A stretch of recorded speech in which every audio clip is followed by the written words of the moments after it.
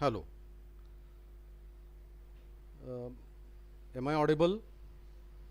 If my voice is clear, please write in the chat box. If you are able to see the screen, the PowerPoint presentation on the screen, as well as if my voice is audible, please let me know. Please.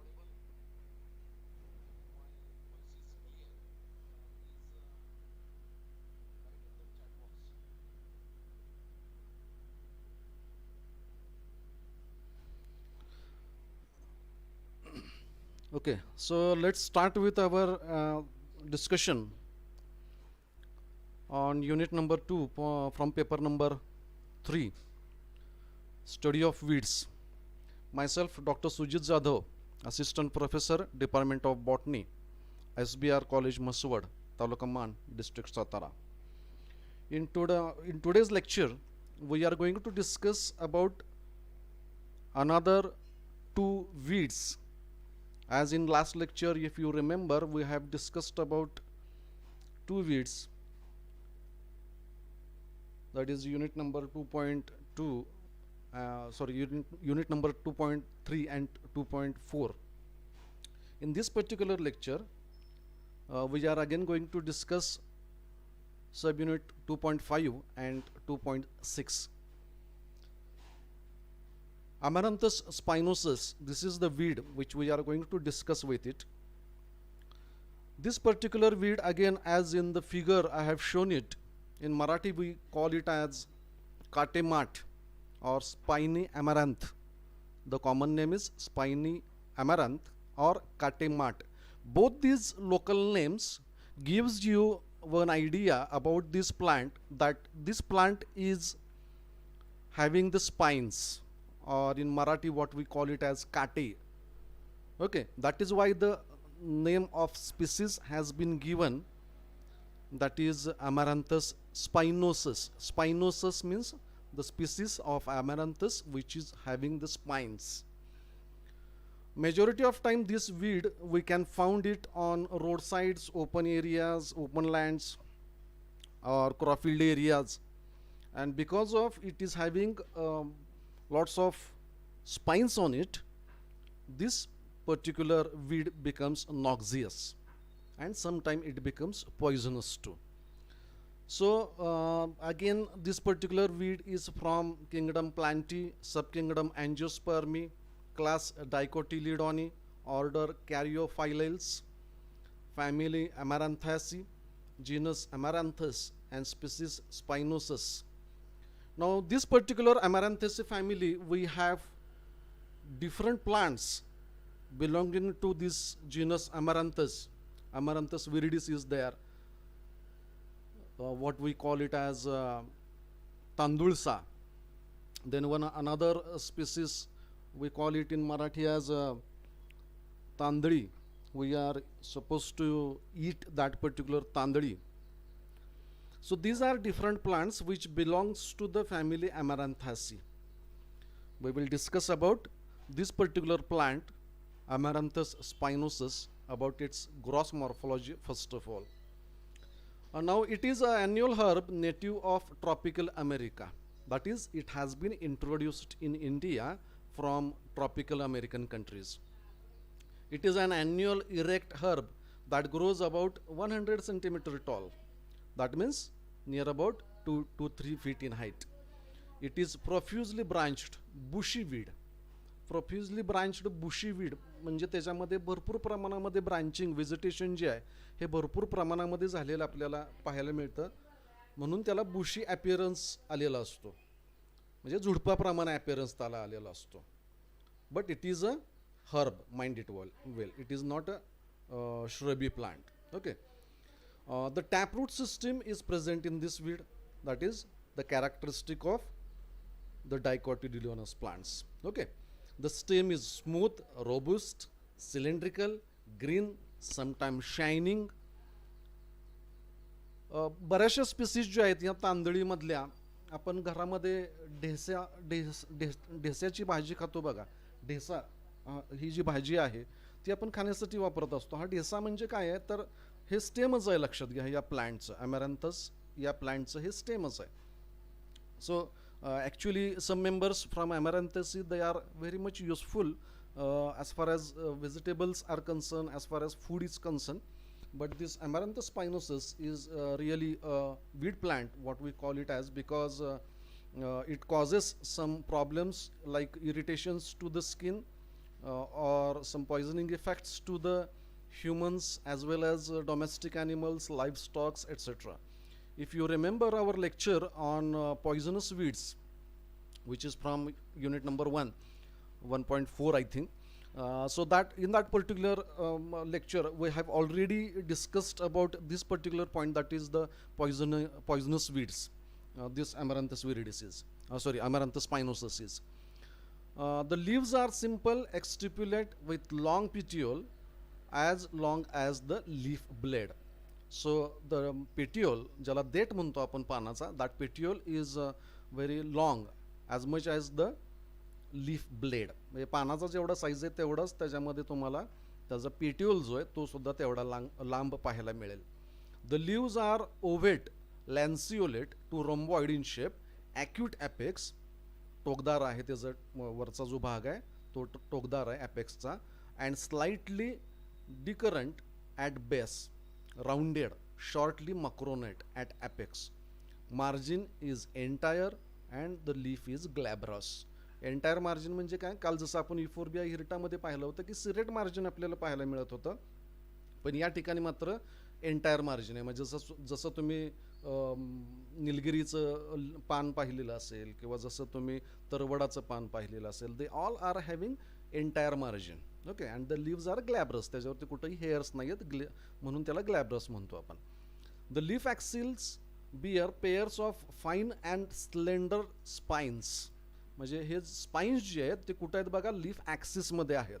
Leaf आणि stem हे जिथे एकमेकाला join होतात त्या ठिकाणी जो axis म्हणजे कोन जो तयार झालेला आहे त्या कोनामध्ये या ठिकाणी स्पाइन्स आपल्याला तयार झालेले पाहायला मिळू शकतात. That is why this weed is not eaten majoritarily by these particular livestock animals or these domestic animals. Due to presence of spines, this plant is known as catemat or Spiny Amaranthus, as we have already discussed that point. The inflorescence is dense cluster spike at apical region. Spike inflorescence, तुम्ही तांदळीची भाजी जरी डोळ्यासमोर तुमच्या आणलीत, खाण्यासाठी वापरतो आपण, किंवा तांदूळसा आपल्या घराच्या आसपास गार्डनमध्ये आपल्या क्रॉफिल्ड एरियामध्ये भरपूर प्रमाणामध्ये उगवून येणारी ही वनस्पती आहे तांदूळसा, कॉमनली सापडते आपल्याला. काटेमाट त्या प्रमाणात कॉमन नाही, परंतु it is available on road sides, open lands, gardens और visit your crop field areas etcetera. Okay, so the inflorescence is spike again. काल आपण सिलोसिया अर्जेन्सिया जे वीड पाहिलं त्याच्यामध्ये सुद्धा आपल्याला स्पाइक टाईप ऑफ इन्फ्लोरसन्स पाहिलेला होता. कोंबड्याचा तुरा आपण त्याला मराठीमध्ये म्हणतोय, कॉक्स कोंब किंवा कुरडू त्याला मराठीमध्ये म्हणतोय आपण. तर त्याप्रमाणे दिसणारा तो जो स्पाइक आहे तोच स्पाइक टाईप ऑफ इन्फ्लोरसन्स तुम्हाला जवारमध्ये सुद्धा पाहायला मिळतो. स्पाइक टाईप ऑफ इन्फ्लोरसन्स तुम्हाला व्हीटमध्ये असेल, मेजमध्ये असेल, बाजरामध्ये असेल, या ठिकाणी तुम्हाला हे इन्फ्लोरसन्स त्या स्पाइक टाईप, मेजमध्ये नाही आहे spike type, but in case of bajra, wheat or jawar, you will find this spike type of inflorescence. Okay, so this is present at the apical region. The lower flowers are axillary and higher ones are in auxiliary and terminal spike. म्हणजे दोन्ही प्रकारे तुम्हाला ॲक्सिसमध्ये सुद्धा पाहायला मिळतोय, जिथं पान आणि स्टेम जिथून स्पाइन्स उगून येत आहेत तिथंच तुम्हाला इन्फ्लोरोसन्स म्हणजे फ्लावर्ससुद्धा डेव्हलप झालेले पाहायला मिळतील क्लस्टर फॉर्ममध्ये एकत्र अशा पद्धतीनं. आणि अपायकल रिजनला सुद्धा फ्लावर्स म्हणजे इन्फ्लोरोसन्स दोन्हीकडे आपल्याला पाहायला मिळतोय. The inflorescence is axillary as well as apical. Here again the inflorescence often branched at lower part. Flowers are unisexual, solitary in the axils of bracts, suspended by two bracteoles. म्हणजे flowers जे आहेत ते युनिसेक्शुअल आहेत, म्हणजे त्याच्यामध्ये male flower वेगळा आहे आणि फिमेल फ्लावर वेगळा आहे. आणि त्याच्या इन्फ्लोरसन्सचे जे ब्रँचेस तयार झालेले आहेत त्या ब्रांचेसमध्ये तुम्हाला ब्रॅक्ट्स आणि ब्रॅक्टिओल्सच्या मध्ये हे फ्लावर त्या ठिकाणी तयार झालेले सॉलिटरी फ्लावर्स आहेत. सॉलिटरी म्हणजे त्या एका ब्रांचवरती एकच फ्लावर, त्याला म्हणतात सॉलिटरी. लक्षात घ्या, ह्या सॉलिटरी इन्फ्लोरसन्स टाईप असेल किंवा स्पाइक टाईप ऑफ इन्फ्लोरसन्स असेल, हे सगळे सब टाईप्स आहेत. बेसिकली इन्फ्लोरसन्सचे 2 टाईप आहेत, एक म्हणजे सायमोज आणि दुसरा रेसिमोज. लक्षात येत आहे? कालच मी सांगितलेलं आहे तुम्हाला, सायमोज टाईप ऑफ इन्फ्लोरसन्स म्हणजे जिथं लोअर एंडला यंगर फ्लावर्स असतात आणि अप्पर एंडला ओल्डर फ्लावर्स असतात, आणि त्याच्या विरुद्ध रेसिमोजमध्ये जिथं लोअर एंडला ओल्डर फ्लावर आहेत आणि अप्पर एंडला यंगर फ्लावर्स आहेत. ठीक आहे. Here again the perianth condition is present. So here this flower is not completed, that is petals and sepals are not separated by their color, by their shape, by their size. ज्यावेळेस आपल्याला कालच मी सांगितलेलं ही गोष्ट perianth बद्दल आज पुन्हा repeat करतोय की आपण रोज फ्लावर असेल किंवा तुम्ही जास्वंदीचं फुल अगदी डोळ्याने आपल्याला व्यवस्थित दिसतं म्हणून मी ती उदाहरणं सांगतोय तुम्हाला.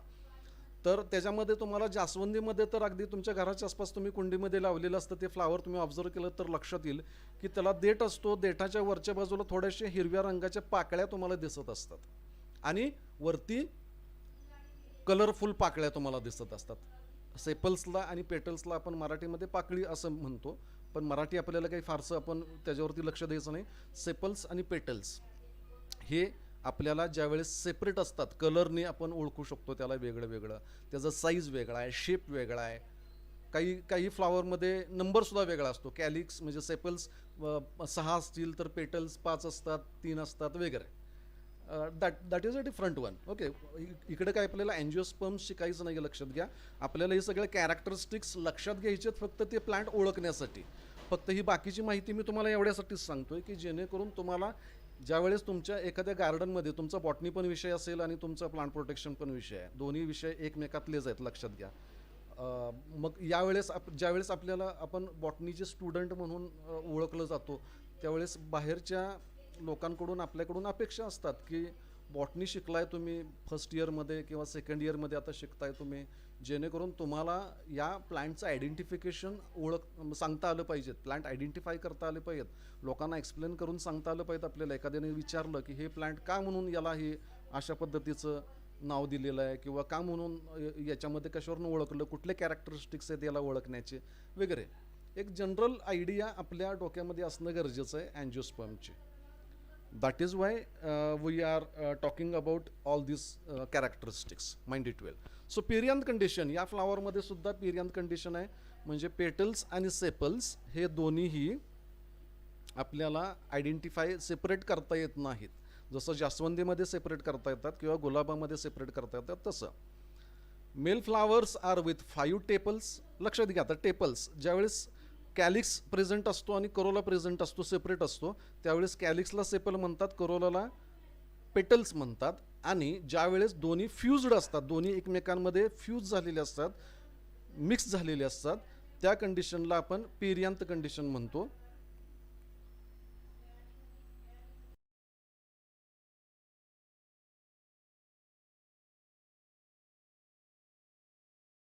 त्या कंडिशनला आपण पेरियांथ कंडिशन म्हणतो. आणि त्या सिच्युएशनमध्ये आपण त्या जे काही तिथं फ्यूज्ड असतात त्याला आपण टेपल असं म्हणतो, त्या फ्यूज्ड पार्टला.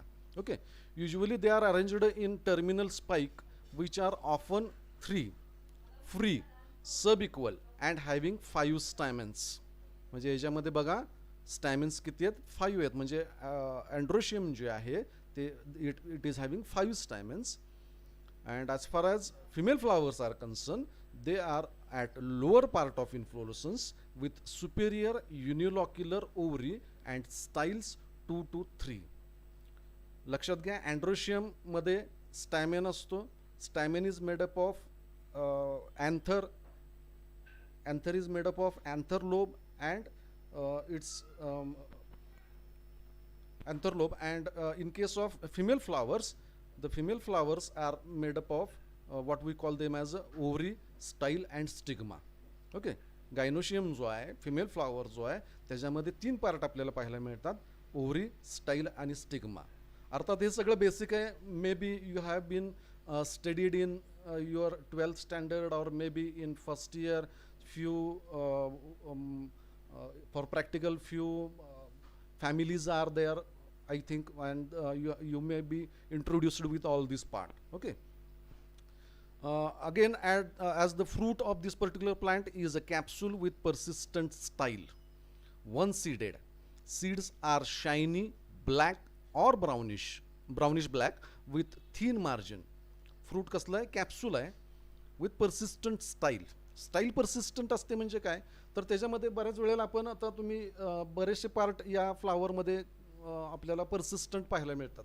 जसं की कॅलिक्स बऱ्याच वेळेला पर्सिस्टंट असतो. जसं तुम्ही आता brinjal you know well.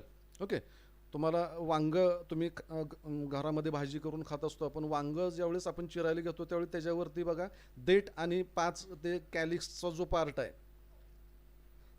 5 or 6 sepals, they are persistent. Okay, किंवा तुम्ही even you can in Geva म्हणजे पेरूमध्ये सुद्धा तुम्हाला हे पाहायला मिळतं. पेरूमध्ये सुद्धा तुम्हाला पर्सिस्टंट कॅलिक्स पाहायला मिळतं. किंवा भेंडी तुम्ही पाहिली असेल, भेंडीमध्ये सुद्धा पर्सिस्टंट कॅलिक्स आहे. Likewise here the style is persistent in this particular plant. Okay. Then as far as the reproduction is concerned in this particular Amaranthus Spinosus, it is reproduced only by seeds. Okay, it produces abundant seeds with well over 1 lakh seeds per plant. So huge number of production of seeds. Easily तुम्ही imagine करू शकता की हे plant किती कठीण आहे मग आपल्याला कंट्रोल करण्यासाठी. If one plant is producing over 1 lakh seeds per plant. आपण पार्थेनियममध्ये पाहिलं साधारण 30-32 हजारपर्यंत सीड्स त्याच्यामध्ये तयार होत आहेत. त्यानंतर आपण आर्जिमोन मॅक्झिकानामध्ये पाहिलं साधारण 20-25 हजारपर्यंत सीड्स त्याच्यामध्ये तयार होत आहेत. त्यानंतर आपण सिलोसी अर्जेन्सिया पाहिलं ज्याच्यामध्ये सुद्धा 30-35 हजार सीड्स एका प्लांटमध्ये तयार होत आहेत. इफोर्बिया हिरटा आपण पाहिलं 10,000च्या आसपास सीड्स त्याच्यामध्ये तयार होत आहेत. आणि आता आपण पाहतोय Amaranthus Spinosus, which is having more than 1 lakh seeds per plant.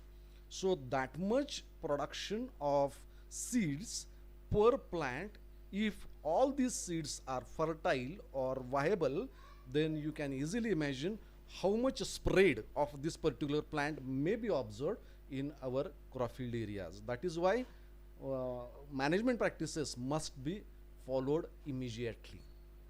Why we are studying all these parts? For managing these weeds. I am using the word manage. I will tell about it in the management of this particular plant. Let's finish this particular point. So it produces male and female flowers on the same plant. This species is self-compatible and flowers are pollinated by wind. So pollination here is through the wind. Seeds are germinate mostly from the soil surface. Seeds can germinate from the soil surface. Seeds germination takes place in warm conditions and each rainfall results in producing another plant. Some seeds may remain viable for many years in the soil.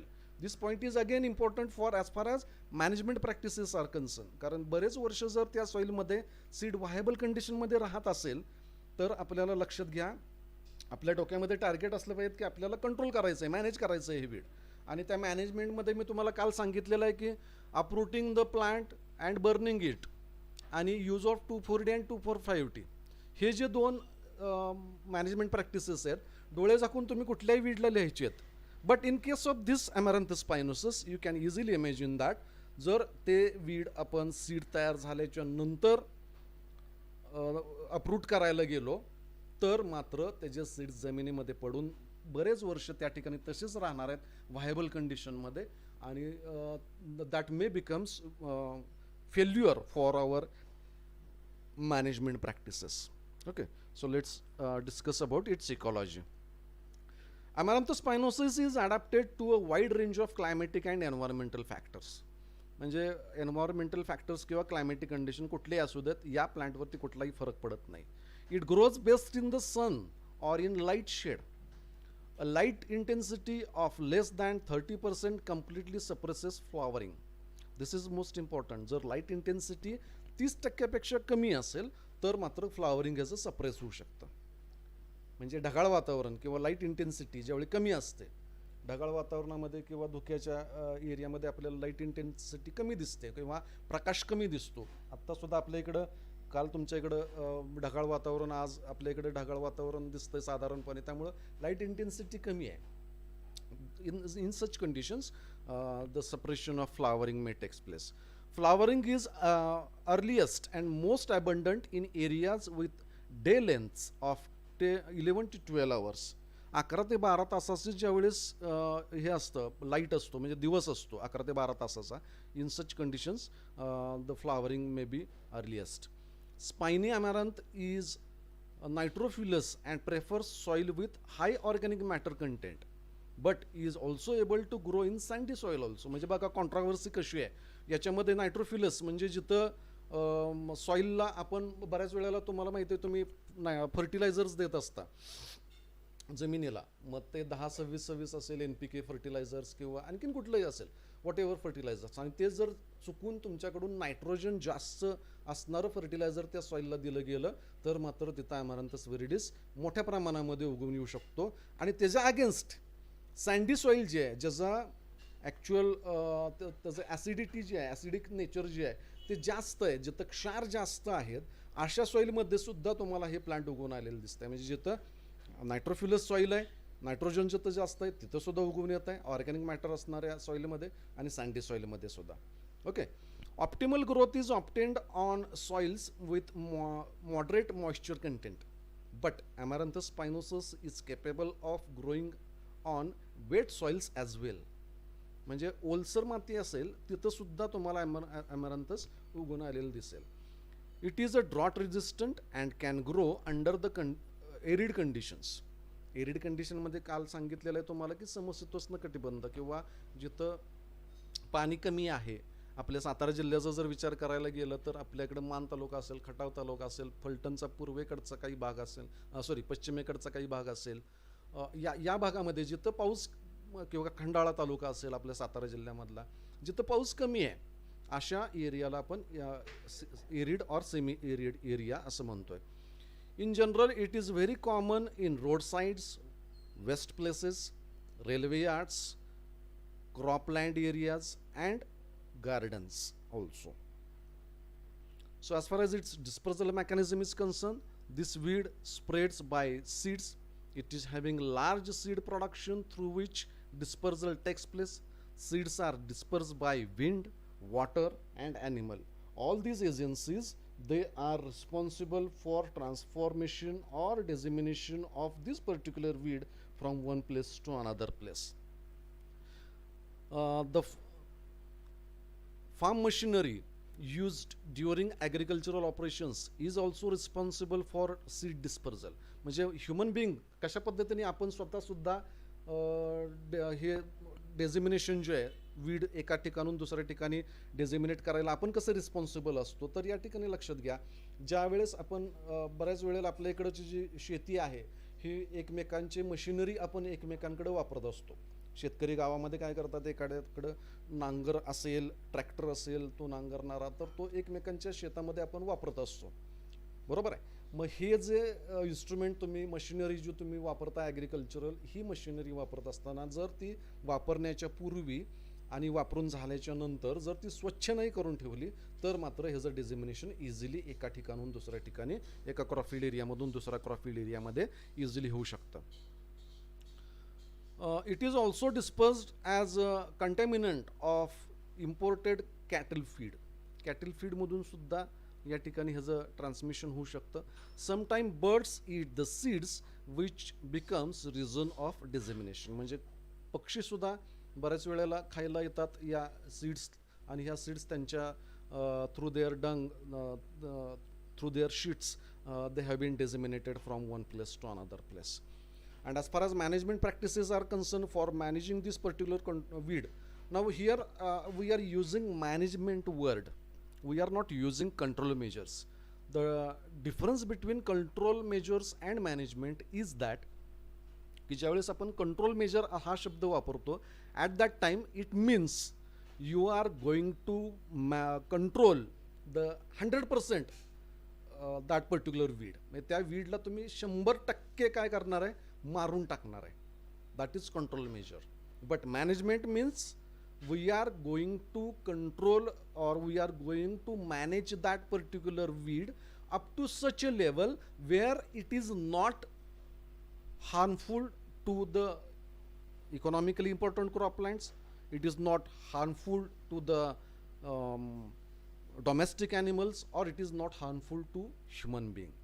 अशा एका लेवलला आपण त्याला आणून सोडणार आहे. का असं करायचं आहे आपल्याला, की समजा तुमचं क्रॉफिल्ड एरिया 5 एकराचा आहे आणि त्याच्यामध्ये एकच ॲमॅरॅन्थस स्पायनोसस उगवून आलं, एकच प्लांट. ओके, त्याचा फर्दर स्प्रेड होऊ नये म्हणून ते आपण इरॅडिकेट करणारे हा भाग ठीक आहे.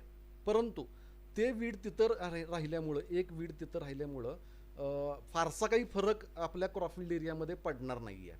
बरोबर आहे. But that weed may be useful for some organisms on which these organisms they are attacking. Okay, या प्लांटवरती अटॅक करणारे काही ऑर्गॅनिझम्स आहेत, या प्लांटला खाणारे काही ऑर्गॅनिझम्स आहेत. या ऑर्गॅनिझमचं फूड ॲमॅरॅन्थस स्पायनोसस आहे म्हणून त्याला आपल्याला तिथं जिवंत राहिले म्हणून काही फरक पडणार nahi. That is why we are saying that we are not going to completely eradicate this particular plant, but we are going to manage it, keeping it under minimum threshold level. This is what is called as nowadays integrated pest management. Integrated pest management मध्ये तुम्हाला हा सगळा भाग आहे. अर्थात हा तुमच्यासाठी नाही आहे ह्या वर्षी. Maybe for TYBSc students, plant protection students, they may have this particular topic. So as far as management practices are concerned, this weed produces 1 lakh seeds per plant, which are easily disseminated by different agencies like wind, water, animals, birds, human beings, etc.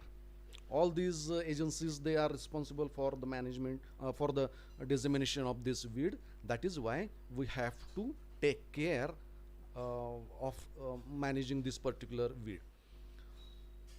The first management, that is removing the weed before flowering, is done, but as this weed is having spines, so it becomes injurious when uprooting the plant by bare hands. म्हणजे मोकळ्या हाताने ज्यावेळी तुम्ही हे जर weed उपटून टाकायला गेलात तर मात्र त्याच्यापासून तुम्हाला इंजुरीज होऊ शकतात. That is why use some instruments before eradicating it. The seed germination takes place on the soil surface, so mulching is also a better option for managing this weed. Mulching करणं म्हणजे ती जमीन पूर्णपणे झाकून टाकणं, त्या जमिनीपर्यंत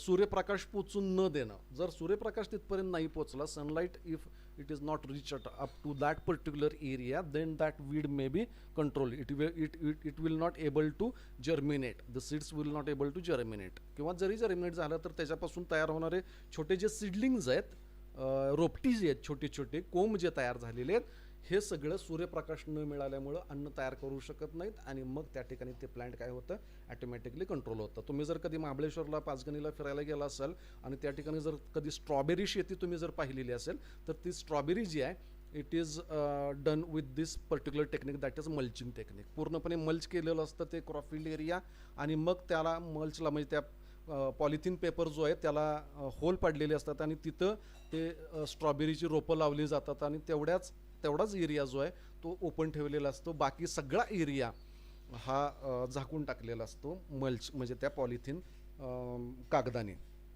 okay, the another management, that is the next one, that is crop rotation with variable time of tillage and other operations can reduce weed seeds development. Crop rotation करणं, crop rotation म्हणजे काय आहे तर आपल्याला हे मॅनेजमेंट प्रॅक्टिस आपल्याला या paper 3च्या जो शेवटचा टॉपिक आहे त्याच्यामध्ये हे सगळं आहेच. पुन्हा तरीसुद्धा आता इंट्रोडक्शन फक्त देतो. क्रॉप रोटेशन करणं म्हणजे टू रोटेट द क्रॉप्स. एकच क्रॉप एकाच जमिनीमध्ये दरवर्षी दर सीझनला घेणं हे धोकादायक ठरू शकतं, कारण त्या क्रॉपला गरजेचं असणारं जे काही फर्टिलायझर्स आहेत ते त्या क्रॉपने पहिल्या सीझनमध्ये ॲब्सॉर्ब करून घेतलेले असतात. तरी पण पुन्हा पुढच्या सीझनमध्ये तेच क्रॉप तुम्ही लावलं तर काय होऊ शकेल, पुन्हा तेच फर्टिलायझर त्याच क्रॉपला गरजेचे असणार आहेत जे की जमिनीमध्ये कमी झालेले असणार आहेत, कारण पहिल्या सीझनमध्ये त्या क्रॉपने ते ॲब्सॉर्ब केलेले आहेत. ओके, त्यामुळे नेक्स्ट सीझनमध्ये ऑटोमॅटिकली त्या क्रॉपला जमिनीतले जे काही गरजेचे घटक आहेत ते कमी झालेले असणार आहेत.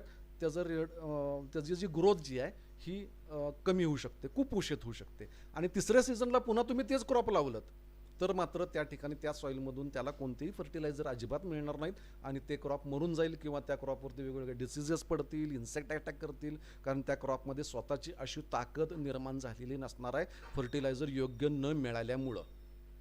Okay, that is why crop rotation has been suggested. म्हणजे प्रत्येक सीझनला वेगळं वेगळं क्रॉप घेणं. लगातार तुम्ही continuously you have to go for 5 different crops for 5 different seasons or 5 different years. म्हणजे पहिल्या वर्षी जर तुम्ही सिरियल लावलं तर दुसऱ्या दिवशी समजा तुम्ही काही पल्सेस लावले, तिसऱ्या वर्षी तुम्ही काही कॅश क्रॉप्स लावले, चौथ्या वर्षी जर तुम्ही काही व्हेजिटेबल लावले, तर 5व्या वर्षी तुम्हाला मात्र ती जी लँड आहे, तो जो एरिया आहे, तो जे क्रॉपफिल्ड एरिया आहे, हे सगळं बॅरन ठेवायचं. तिथं गवत किंवा बाकीचं कोणतंही बाकीचं कोणतंही वीड उगवून द्यायचं 5व्या वर्षी. This is what is called as crop rotation. Okay, we will discuss this particular topic at the end of this particular paper in details. So crop rotation is important for managing this particular weed. Then cover crops and competitive cash crops can suppress the growth of this weed. Cover crop म्हणजे काय? एका क्रॉपला cover करणारं दुसरं crop. For example भेंडी and that is hibiscus and another one that is cotton. They both these belongs to the same family, Malvaceae family. Okay, दोन्हीची गरज जी आहे ती सारखी असते, जमिनीमधनं पाणी घेणं, फर्टिलायझर घेणं याची किंवा सीझनची म्हणा. कॉटन हे कॅश क्रॉप आहे, कॉटनपासून जास्त फायदा होतो, पण भेंडीपासून जास्त फायदा होत नाही, बरोबर आहे. मग कॉटनच्या बरोबर जर भेंडी लावली तर कॉटनवरती अटॅक करणारे जे पेस्ट आहेत, इन्सेक्ट्स आहेत, डिसीजेस आहेत, दोन्ही एकाच फॅमिलीतले असल्यामुळं तेच सगळे इन्सेक्ट पेस्टला जे काही मिळवायचं आहे त्या प्लांटपासून, क्रॉपपासून, ते सगळं भेंडीपासून सुद्धा मिळतं. भेंडी कॉटनच्या अगोदर उगवून येते फास्टली. कॉटन लावल्याच्या नंतर भेंडी लावली तर भेंडी अगोदर उगवून येईल आणि कॉटनवरती जे काही डिसीजेस, पॅथोजिन्स, इन्सेक्ट्स वगैरे, वीड्स जे अटॅक करायला जाणार आहेत ते सगळे अटॅक कोणावरती करणार आहेत? भेंडीवरती करणार आहेत. आणि आतल्या बाजूला तुमचं असणारं कॉटनचं क्रॉप जे आहे ते सेफ राहणार आहे. This is called edge cover crop. Okay, so or trap crop, त्यालाच ट्रॅप क्रॉप असं सुद्धा म्हणतात. So this is the method for managing this particular weed. The use of herbicides containing dicamba is effective to control this weed. Then use of chlorsulfuron, glyphosate, Roundup ज्याला तुम्ही म्हणता, glyphosate 2,4-D can suppress the weed growth. Application of geraniol completely manages the germination of this weed. Then some insects attacking on Amaranthus Spinosus were recorded from Mexico. म्हणजे insect काही जे Amaranthus Spinosus ज्याला आपण biological method of weed control म्हणतोय, तोही part आपण नंतर शिकणार आहे. त्या बायोलॉजिकल मेथड्स ऑफ वीड कंट्रोलमध्ये तुम्हाला या इन्सेक्टचा वापर करता येऊ शकतो. कुठले इन्सेक्ट्स आहेत ते? तर त्यामध्ये pyralid like Herpetogramma bipunctalis, that is the name of that insect. And another one that is Conotrachilus, that is another one may be used as controlling this weed as a biological control measure. So this is biological control measure म्हणजे काय की एका living ऑर्गॅनिझमचा उपयोग करून दुसऱ्या living ऑर्गॅनिझमला control करणं, manage करणं. म्हणजे जसं मराठीमध्ये आपल्याकडे एक म्हण आहे बघा, काट्यानं काटा काढणं. म्हणजे पायामध्ये जर काटा मोडला असेल तर दुसरा काटा घ्यायचा आणि त्याने तो काटा काढायचा. Similarly biological methods of weed control is nothing but similarly, म्हणजे जो आपला शत्रू आहे आणि त्या शत्रूचा जो शत्रू आहे दॅट ही इज आपला तो आपला मित्र आहे, बरोबर आहे, he is our friend. So this is called as biological method. So these are some insects which can be used for controlling this particular Amaranthus Spinosus. So this is all about Amaranthus Spinosus. Then we will discuss about another weed that is Alternanthera sessilis, ज्याला रेशीम काटा म्हणतोय आपण किंवा जॉयवीड म्हणतात इंग्लिशमध्ये. दिस रेशीम काटा very commonly it is growing in our crop areas. Very commonly we can find it on roadsides etc. Open land कुठं या ठिकाणी उगून येतं, भरपूर मोठ्या प्रमाणामध्ये ह्याची ग्रोथ झालेली आपल्याला पाहायला मिळते. इथं फिगर मी दाखवलेली आहे, याचं फ्लावर्स दाखवलेले आहेत, 2 नंबरला आहे, 3 नंबरला त्याचं मेल मेल मेल फ्लावर आहे, फिमेल फ्लावर आहे तिथं दोन्ही. त्यानंतर त्याचं सीड दाखवलेलं आहे 4 नंबरमध्ये. So we will discuss about Alternanthera sessilis. This plant is also having belonging to family Amaranthus. Amaranthus फॅमिलीतलंच आहे हे. Amaranthus Spinosus, Amaranthus viridis किंवा हे Alternanthera sicilis. They all are belonging to the similar family. Alternanthera च्या सुद्धा 2-3 species आहेत. मला आता लगेच नाव आठवणार नाही त्याची, पण सिसिलिस ही एक स्पीसीस आपली जी आपण स्टडी करतोय ती आहे. It is also from the kingdom Plantae, subkingdom Angiospermae, class Dicotyledone, order Caryophyles, family Amaranthaceae, genus Alternanthera, and species is Sicilis. Okay, jovid or reshim kata. So we will discuss about its gross morphology. It is originated from tropical America, but now well spread in the tropical and subtropical parts of the world. जगामध्ये सगळीकडे तुम्हाला tropical आणि सब tropical area जिथं आहे तिथं प्रत्येक ठिकाणी तुम्हाला हे वीड जे आहे हे वीड आपल्याला पाहायला मिळेल. It is a perennial herb that grows up to 1 metre, erect, ascending और creeping plant with taproot system. हे प्लांट जे आहेत ते तुम्हाला काही ब्रांचेस त्यांच्या इरेक्ट सुद्धा पाहायला मिळतील आणि काही ब्रांचेस तुम्हाला क्रीपिंग म्हणजे असेंडिंग म्हणजे जमिनीला पॅरलल अशा पद्धतीने वाढणाऱ्या सुद्धा आपल्याला पाहायला मिळतात. The stem is widely branched, striate, terete below, solid, showing narrow lines of whitish hairs. Stem shows rooting at the nodal regions and whitish rootlets. म्हणजे याच्यामध्ये बघा जिथं नोड आहे, नोड म्हणजे गाठ मराठीमध्ये, तुम्ही ऊस पाहिलेला असेल सगळ्यांनी, त्याच्यावरती आपल्याला गाठी इझिली पाहायला मिळतात. बरोबर आहे. या गाठी ज्या आहेत त्याला नोड असं म्हणतात आणि 2 गाठींच्या मधलं ज्याला आपण ऊसाचं कांड म्हणतो that is the part what we call it as a internode. Okay, तर या प्लांटमध्ये सुद्धा नोड आणि इंटरनोड आपल्याला पाहायला मिळतात आणि ज्या ठिकाणी नोडल रिजन जमिनीला टेकेल त्या ठिकाणी त्याच्यामध्ये रूटलेट्स तयार होत आहेत. म्हणजे बघा याच्यामध्ये व्हेजिटेटिव्ह रिप्रोडक्शन आपल्याला पाहायला मिळतं आहे. The stem runs for several meters and develops roots at nodal regions and propagates vegetatively. घ्या लक्षात. This is what is called as vegetative reproduction.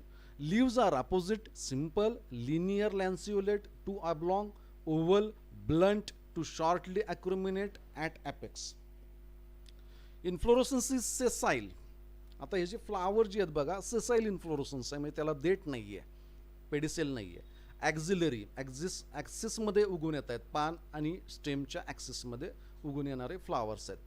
सब ग्लोबोज म्हणजे साधारणपणे गोलाकार आकार त्याचा आहे आणि solitary or in cluster, solitary सुद्धा आहेत, सेपरेट सुद्धा उगवून येत आहेत किंवा क्लस्टरमध्ये सुद्धा आपल्याला उगवून आलेले पाहायला मिळतात.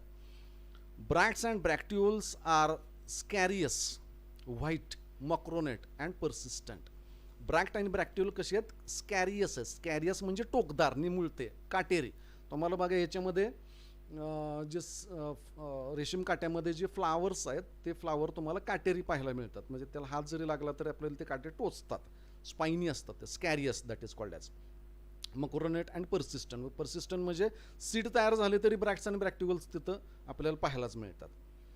Flowers are bisexual, regular, pentamerous with perianth. Tepals are free, म्हणजे पेरियांथ कंडिशन आहे बघा, या ठिकाणी टेपल आहेत म्हणजे पेरियांथ कंडिशन आहे. Tepals are free, equal, ovate to elliptical, white to pinkish and very small, surrounded by bracts and bracteoles. म्हणजे flower जर पाहायचं असेल तुम्हाला तर ते ब्रॅक्ट आणि ब्रॅक्टिकल तुम्हाला ते जे इन्फ्लोरसन्स पार्ट जो आहे तो तुम्हाला डिसेक्टिंग मायक्रोस्कोप खाली ठेवावा लागतो आणि तुमच्या निडल्सनी 2 निडल्स घेऊन त्या ब्रॅक्ट जर तुम्ही बाजूला करायला गेलात तर तुम्हाला पिंकिश कलरचा टेपल जे आहेत ते पिंकिश कलरचे त्याच्यामध्ये अगदी मायन्यूट आहेत, खूप लहान असतात, डेलिकेट असतात. त्यामुळं तुम्हाला ते फार त्याचं फूल आपल्याला पाहायला मिळत नाही. ब्रॅक्ट आणि ब्रॅक्टिवल्स मात्र भरपूर प्रमाणात पाहायला मिळतात. लक्षात घ्या, व्हेरी स्मॉल मायन्यूट फ्लावर आहे याचं. Then ovary is superior, compressed, one-celled, style short, fruit is capsule, dark brown and one-seeded. Seeds are shiny brown discoid. Shiny brown seeds आहेत, फार लहान सीड्स असतात, त्या ब्रॅक्ट आणि ब्रॅक्टिकलमध्येच त्या सीड्स आपल्याला पाहायला मिळतात. Then as far as reproduction is concern, Alternanthera sessilis flowers and fruits throughout the year and propagate by two means, vegetative and reproductive. म्हणजे आणि फ्लावर्स आणि फ्रूट जे आहेत ते वर्षभर याच्यामध्ये फ्लावरिंग आणि वर्षभर याच्यामध्ये फ्रुटिंग चालूच असतं, आणि याच्यामध्ये व्हेजिटेटिव्ह रिप्रोडक्शन सुद्धा पाहायला मिळेल आणि सेक्शुअल रिप्रोडक्शन सुद्धा पाहायला मिळेल. It shows rootlets at the nodal region which when touching the ground spreads roots and new plant body develops. म्हणजे नोड जिथं टेकेल त्या ठिकाणी नवीन रूट तयार होत आहेत आणि नवीन प्लांट तयार होतं आहे. त्या प्लांटचं पुन्हा नोड इंटरनोड रिजन्स पाहायला मिळतील, पुन्हा त्या नवीन प्लांटचं नोड ज्या ठिकाणी जमिनीला टेकेल त्या ठिकाणी पुन्हा नवीन प्लांट तयार होतं. So this is how this plant this weed spreads very vigorously. म्हणजे फार मोठ्या प्रमाणामध्ये ह्याची ग्रोथ तुम्हाला रस्त्याच्या कडेला सुद्धा बघा तुम्ही, अख्खाच्या अख्खा तो जो पॅच जो आहे तो त्यांनी व्यापून टाकलेला असतो पूर्णपणे. Okay, the reproductive propagation is through small numerous seeds. Nearly 2000 seeds are produced per plant. म्हणजे 2000 सीड तयार होणं हा सुद्धा ह्यूज आकडा आहे ॲक्च्युअली. जर तुम्ही कम्पॅरेटिव्ह ज्वार जर पाहिलं, आपण खाण्यासाठी वापरतो व्हीट, जर तुम्ही पाहिलं एका प्लांटवरती हार्डली 50-60 सीड्स आपल्याला सापडू शकतात व्हीटमध्ये किंवा ज्वारमध्ये. But as compare to them जे निरुपयोगी प्लांट आहेत त्याच्यामध्ये मात्र सीड्स किती आहेत, 2000 आहेत. आणि मगाचं जे वीड आपण पाहिलं अमॅरॅन्थस स्पायनोसस त्याच्यामध्ये तर 1 लाखापर्यंत सीड आपल्याला पाहायला मिळत आहेत. That much production of seeds if we found in the economically important crop plants. जर आपल्याला 1 लाख सीड्स ज्वारच्या एका प्लांटने दिले असत्या तर मात्र आपल्याला ज्वारी आज 30, 35, 40 रुपये किलो जी तुम्हाला मिळते ती 5-10 रुपये किलोपर्यंत मिळाली असती. शेतकऱ्यांना फारसे कष्ट करावे लागले नसते वगैरे वगैरे. But this is not the case with economically important crop plants. It is the case with weed plants जे निरुपयोगी आहेत, जे नको आहेत. That is how they are reproducing vegetatively also. म्हणजे हे जे प्लांट आपण पाहतोय हे व्हेजिटेटिव्ह रिप्रोडक्शन सुद्धा याच्यामध्ये आपल्याला पाहायला मिळतं आणि सेक्शुअल रिप्रोडक्शन सुद्धा पाहायला मिळतं. The most vigorous vegetative growth is found at the beginning of the rainy season, whereas reproductive growth starts at when the vegetative growth ends. म्हणजे आपल्याला आता पावसाळा सुरू होईल आपला पुढच्या महिन्यापासून, त्यावेळी तुम्हाला फार मोठी विग्रस ग्रोथ त्याची जून, जुलै, ऑगस्ट महिन्यापर्यंत पाऊस पडतोय तोपर्यंत आपल्याला मोठ्या प्रमाणात व्हेजिटेटिव्ह ग्रोथ त्याची झालेली पाहायला मिळते. आणि मग त्याच्यामध्ये लगेच फ्लावर्स सीझन संपला पावसाळ्याचा, पाण्याचा, खरीपचा, की मग मात्र त्याच्यामध्ये सीड्स तयार होतात, फ्लावर्स, फ्रुट्स तयार होतात. This is how this weed manages its growth. Then as far as ecology is concerned, this weed found very commonly or periodically at humid open localities, on roadsides, gardens, swamps, crop field areas, ditches, margins of rivers, ponds, canals, lakes, marshy areas, etc. म्हणजे कुठला area राहिला याच्यामधून असं नाही, सगळ्या ठिकाणी हे weed आपल्याला पाहायला मिळतं. It prefers loamy alkaline soil which is rich in nitrogen, usually found in many kind of soils from poor sandy soil to loamy and black cottony soil. Black cottony soil म्हणजे काळी माती आपल्या शेतामध्ये जी सापडते, that is black cottony soil. It is also growing in seasonally waterlogged areas as well as in extremely dry areas. म्हणजे बघा ह्याच्यामध्ये controversy कशी आहे, पाणी जरी तिथं साठून राहिलं डबकं तयार झालं डबकं रस्त्याच्या कडेला वगैरे तरी सुद्धा तिथं हे बीड उगून येते. आणि एखादा एरिया ड्राय एरिया असेल जिथं पाणीच नाही अजिबात तरी सुद्धा हे बीड उगून येतं. So these are the controversies regarding the ecological conditions for this particular weed. And as far as dispersal mechanism is concerned, it is a fast growing weed with dark corky fruit which can float on the water when growing along water bodies.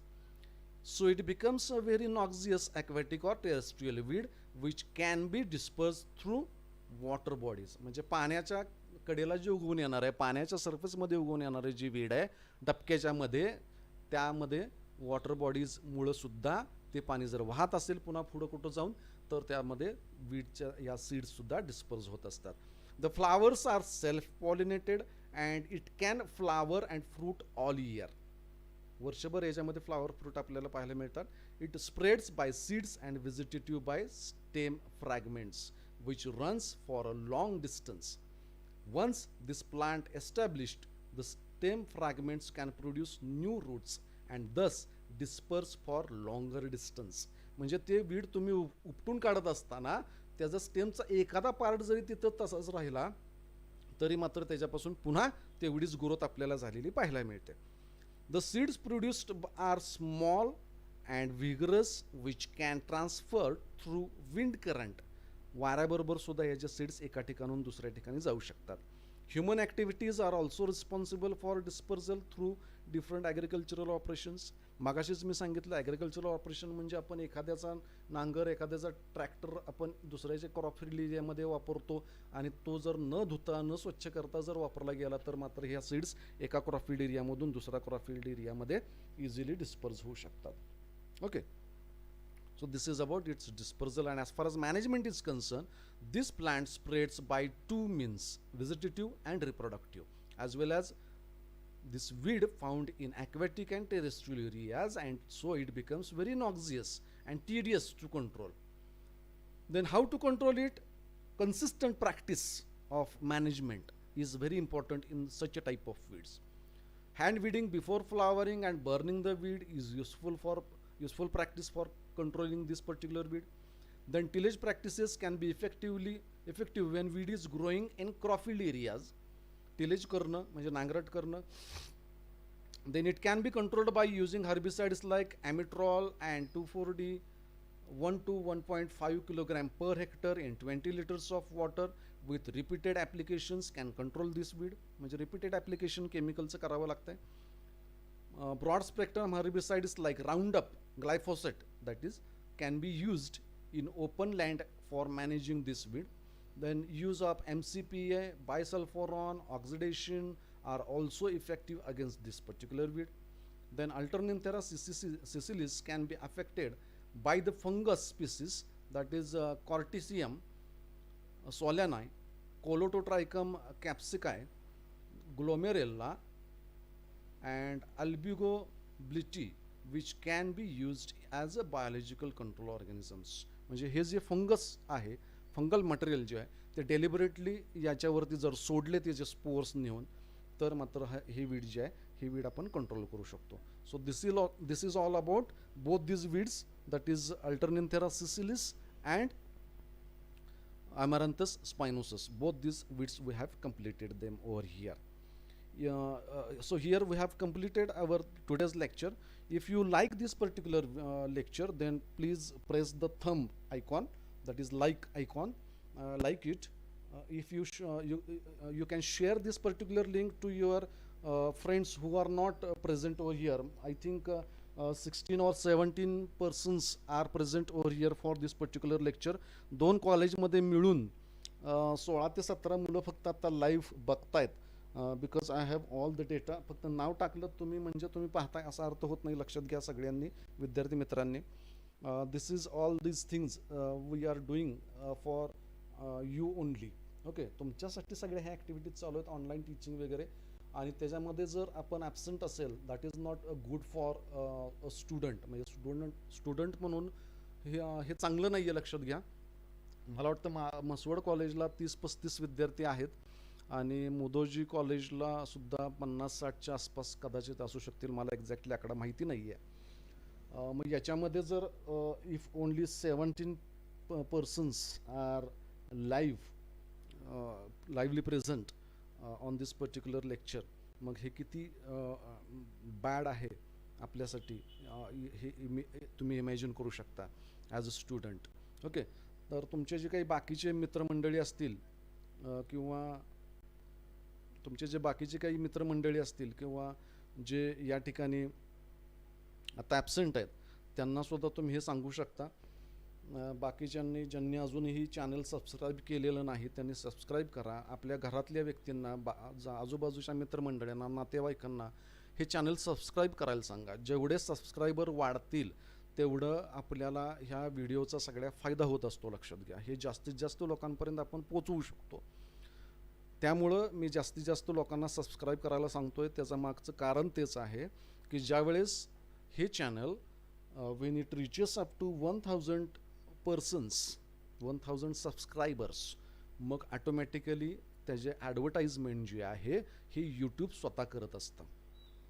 That is Y म्हणजे आपलं lecture जे आहे, आपलं channel जे आहे हे जास्तीत जास्त लोकांपर्यंत पोहोचावं. त्यामुळे तुम्ही जे काही विद्यार्थी आहात, तुमच्या घरामध्ये बंधू भगिनी, तुमचे आई वडील, त्यांच्याकडे मोबाईल असतील, नातेवाईकांकडे मोबाईल असतील, शेजारी पाजारी राहणारी लोक जी अँड्रॉइड मोबाईल वापरत आहेत किंवा लॅपटॉप PC वापरत आहेत, त्या सगळ्यांना आपण चॅनल सबस्क्राईब करायला सांगूया, जेणेकरून ज्यावेळेस आपले 1000च्या वर आपली ही संख्या जाईल त्यावेळेस आपल्याला ऑटोमॅटिकली यूट्यूबकडून ही जे सगळे व्हिडिओज जे आहेत हे सगळ्यांकडं त्याची ॲडव्हर्टाइजमेंट केली जाऊ शकेल. Okay, so we will stop over here. अजून एक 2-4 मिनटासाठी मी चालूच ठेवतोय एंड व्हिडिओ जो आहे तो. तुमच्या काही शंका असतील तर विचारा चॅटबॉक्समध्ये. तुम्हाला आवडला असेल लेक्चर तर चॅटबॉक्समध्ये तसं तुम्ही चॅट करा की हे लेक्चर चांगलं झालं म्हणून. शंका काय असतील तर तुम्ही विचारू शकता.